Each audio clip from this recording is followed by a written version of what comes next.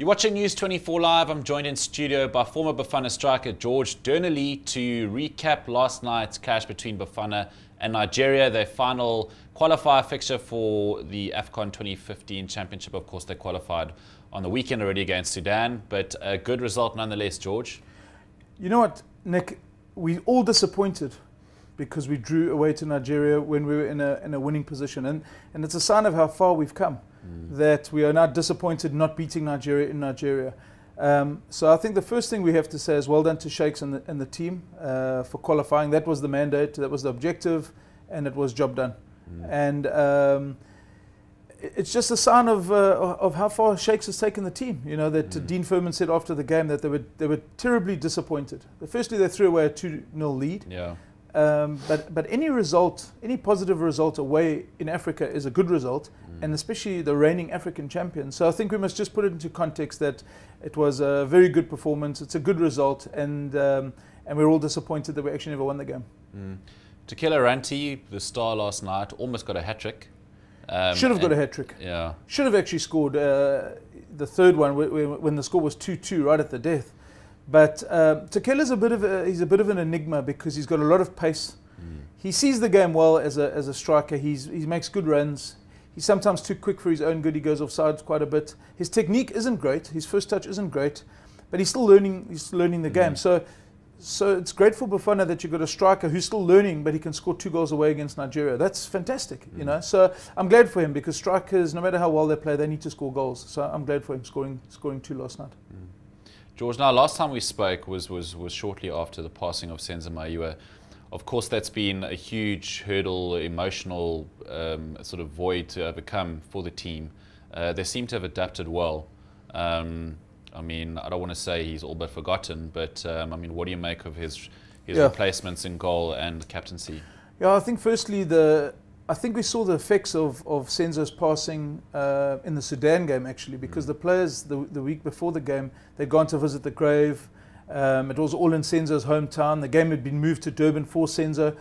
And I think football players and professional sportsmen by and large need to focus on the job at hand. I mean, they start getting distracted by these other things that can have an impact. Yeah. And I just sensed that the emotional burden, or whatever it was that you want to call it, of that week of Senzo, I think it affected the performance because even though we got a result, the performance wasn't good against Sudan at home.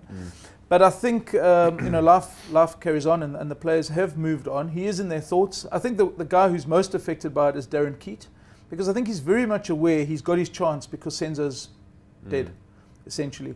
And Darren is a fantastic goalkeeper, and he was fantastic last night. He made some great saves. I don't think he's had any chance with the goals that he's conceded, but I think in his head he'll also think that Senzo never conceded a goal. Yeah. I've now got my chance, and I've conceded 3 in 2 games, and I think that'll weigh on him, and it's unfair on him, you know.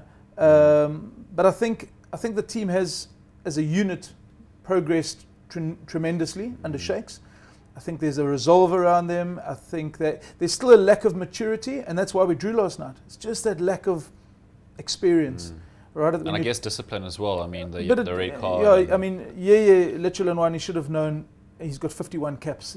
That's experience, you know. So when you're on a yellow card, you don't stick your leg out and give a referee a reason to send you off. But this will make the team stronger. And as Dean Furman has rightly said, it's just another step towards being more competitive for the tournament. You know, nobody's won anything yet. We've qualified. It's just one step closer to the tournament. That's all. George, this is Shakes' 3rd tenure. What has been different this time around? What does he need to do? What do the guys need to do to maintain this momentum? Well, I think his first tenure was just the one game, but he won. So, but it is his 3rd time. I think Shakes must take a lot of credit because he's gone against public opinion. He's called up players who aren't in good form at their clubs, which flies in the face of what normal policy is. You know, you pick players who are on form. He hasn't. He's picked guys that he believes he can get the most out of. I think he's picked some players that the media are all like, why has he picked him? And then the player has gone and justified his selection. So I think Shakes takes the credit for that because he's doing it his way. The team are unbeaten, 6 games in qualifying. It's unbelievable, you know.